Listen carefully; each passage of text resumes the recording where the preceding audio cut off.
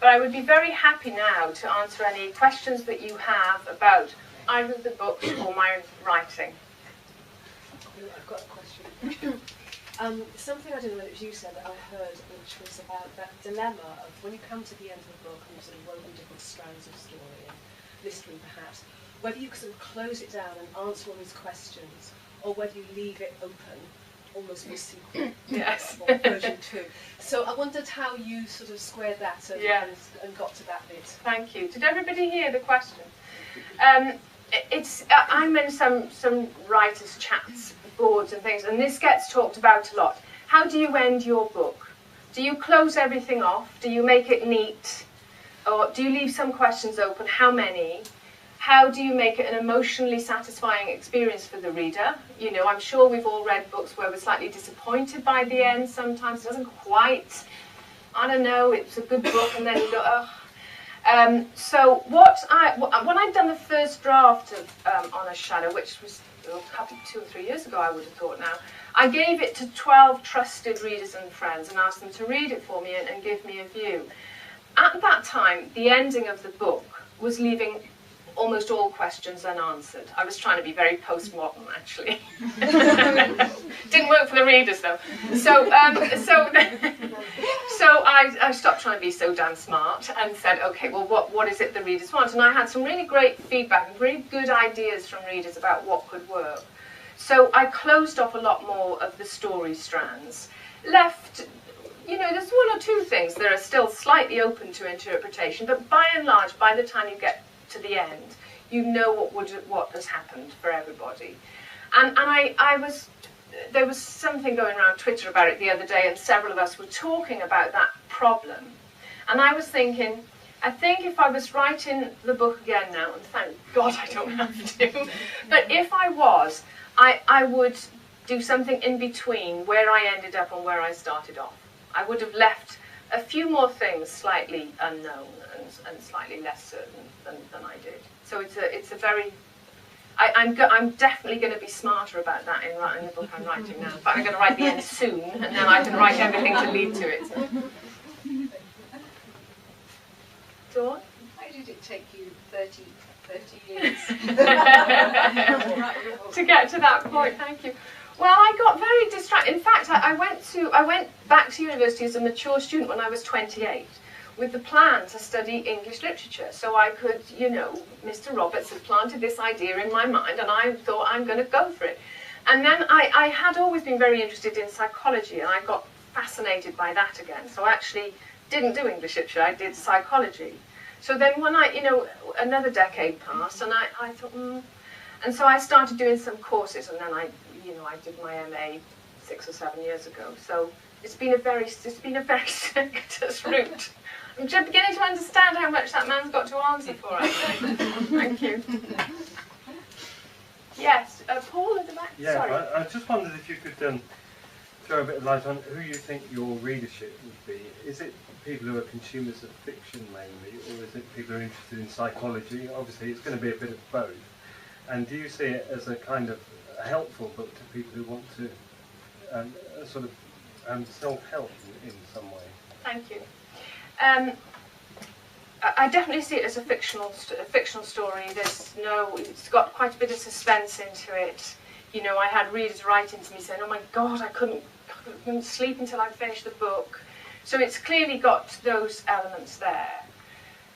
I think I did a lot of research in writing the book, particularly around the psychology of betrayal and revenge. And initially, some of that research was quite depressing. And I wanted to have a more hopeful... So I became aware that I wanted to have an impact on the reader in a particular way. In other words, to have some suggestions to offer about how you might find your way out of, if you are in this horrible situation, how you might find your way out of it. So I definitely don't see it as self-help. I have always thought of it very much as a women's book. But I have known some men who've read it. One in particular he's just said it's not a women's book. I've been through this experience. This is exactly what it feels like. It helped me. So I suppose what I'm trying to do is just provoke people's thinking around a situation where you can actually end up really stuck and unable to move forward. So, through the characters, there are some insights that may be helpful to people. Has that answered your question? Yes, thanks. Carolyn, did you have one? Yes. Did you know what you were going to write from beginning to end initially, or did it change as you were writing?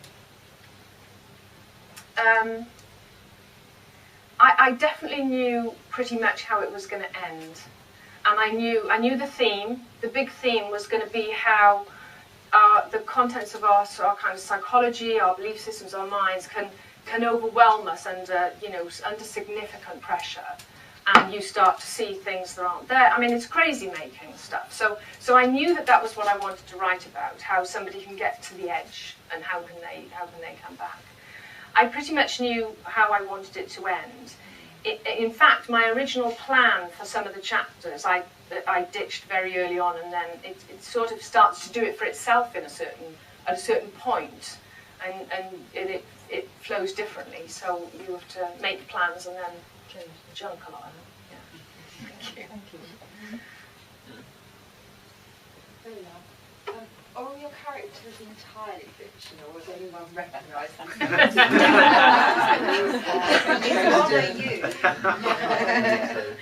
It's honour me, and anything. Well, there's plenty of people in this room that know me. I know you all think I'm Honor, and there's nothing I can do about that. But I suppose what I would say about it is, one of my favourite writers is Doris Lessing, and she writes about writing as well. And she says, in any book, every character, the writer takes a little splinter of themselves and then builds an imaginary character around them. And I think that's true. For example, Madalena in Honor's Shadow she loves being in gymnastics when she was at school. Well, that was a memory of mine. I loved gymnastics when I was at school. So I sort of see little bits of myself sprinkled through many of the characters. But of course, I have a lot in common with Honor. I have the same kind of life as her. But I don't blush. She blushes all the time. I never blush. And the fact of the matter is, I was about 5 years writing this book, because I only write part-time because I work for my living the rest of the time. So it takes me a long time. And so, as you go through that, to me, they're all people I could see. If I was casting them for a film, any casting film, then I would kind of know what they look like and what they would be like. So for me, they've got a life of their own. But I know that people who know me read the book. My old best friend at school rang me up and said, "I never stole anybody's bottle. Calm down, it's not you."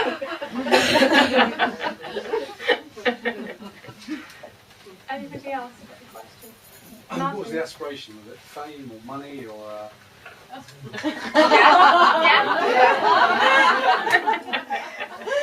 Well, I mean, of course, it would be lovely to be successful, but I have often asked myself, because I feel I do make life hard for myself trying to juggle all these things. If I knew that I would never be published, would I still want to write? And the answer is yes, I would still want to write, because it does something for me and to me that is a pleasure for me. But maybe I could relax a bit more around it if I knew I was never going to be published.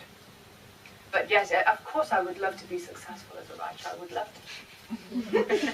What's the next on that journey? Is it opera or Judy or what's Oh, I see. Oh, in terms of that.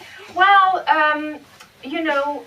we just have to see how the book sells and what kind of publicity I can get for it, and we're making plenty of efforts towards that. But it's a tough time to get published, and as a debut novelist with no kind of track record, it's very hard to get the attention to it. It's a trilogy, isn't it? Yeah. Did you start off with it being a trilogy, or did it become a trilogy as you didn't end? You know what I mean? Yeah, you were talking about the ending, and it wasn't finished. Yeah. I'm trying to remember how that actually happened. In fact, although this is the first book that I published, it's not the first book that I wrote. Before I wrote this book, I wrote a book called Honor's Ghost, which took me 10 years to write. And I couldn't get it published. I didn't get a publisher for it. And actually now I'm cutting that book in half and rewriting it as the second two books. So I think it was more, that was the idea. And also, I am taken with this idea of a woman who gets taken to the edge by the kind of challenges, the simple challenges of life. you know, much fiction, for example, war fiction, human beings are put in terrible war situations and they're challenged, and we see how they respond and react to that and what they do.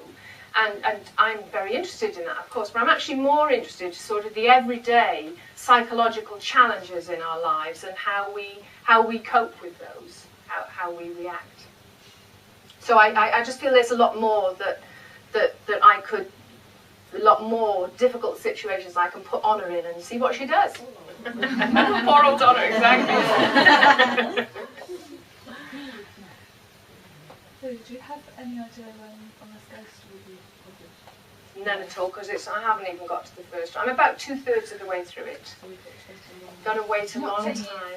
Definitely not 10 years. No. No, I'm hoping I can get a reasonably good edited first draft by maybe October or November this year.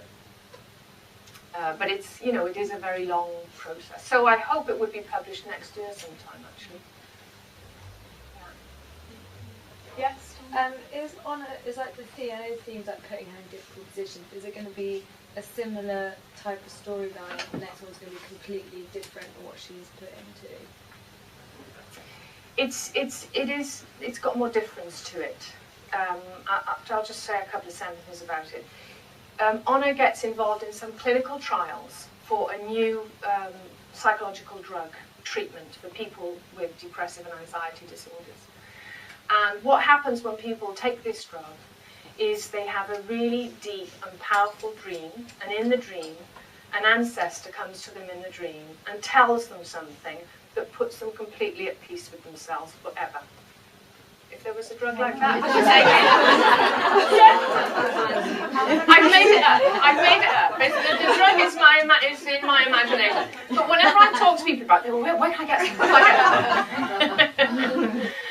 some? So it's different, because I'm talking about generations in families and how things get passed through generations, and how dreams of people from your past can be helpful to you. So but there's also, because of the drug, there's also a bit of a sort of pharmaceutical mystery going on around, you know, why are they, you know, they withdraw the drug at a certain point. There's a whole thing about that. But there's also, you know, there's a fair bit of marital conflict going on in there as well. If you want some more of that, it's there. Do you find it difficult to discipline yourself to write when you've got so much else going on, like you've got obviously another job, and how do you discipline yourself, and have you got better at that? So that's quite a sort of it's a really good question. I think I've got better at it. I used to house, and the weather's right, I'm just not going to be able to do it. You know, you get terribly kind of, you know, everything's got to be perfect for you to do any writing. And then I just thought, I'm just never going to do any writing of this. So now I have a bit of a motto, which is write first. So, you know, I've got a busy day ahead, but for the first hour I'm just going to sit and write. And the reminder to myself, you can do something useful in an hour. You know, it's always hard to leave it if you're really having a good time and you've only given yourself an hour, but you can move it forward. On my Twitter feed, I say I'm writing my next novel 1 hour at a time. So.